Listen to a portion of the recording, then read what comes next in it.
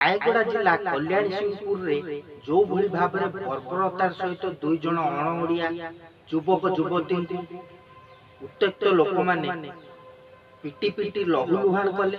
एटा खाली ओडिशा राज्य नुहे जातीय स्तर रे मध्य ये कथा को निंदा करा जाउछि। सुब्रत कुमार दास, राज्य सभापति न्यायपाल लड़ाई परिवार। रायगड़ा जिला कल्याणी सिंहपुर रे जो भली भाव में बर्बरतार सहित दुई जन अणओडिया युवक युवती उत्त्यक्त लोक माने पिटी पिटी लहुलुहान कले। एटा खाली ओडिशा राज्य नुहे जातीय स्तर रे मध्य ये कथा को निंदा करा जाउछि। मु आज ये घटना रे जातीय मानव अधिकार कमिशन को द्वारस्थ होइछि। मु मान्यवर कमिशन को पाखे दाबी रखी जे घटना रे मान्यवर कमिशन को एक स्पेशल टीम तदंत करा जाऊ, दोषी मानक विरुद्ध रे कठोर कार्यानुष्ठान निया जाऊ एवं से दुई जन अणओडिया युवक युवती को आवश्यक क्षतिपूरण दि जाऊ। एवं यही घटना रे रायगड़ा एसपी,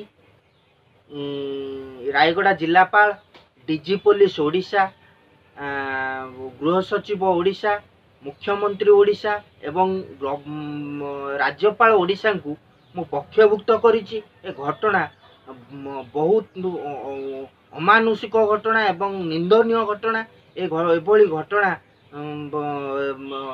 खाली ओडिशा राज्य नुहे जातीय स्तर रे मध्य घटना को निंदा करा जाउछि।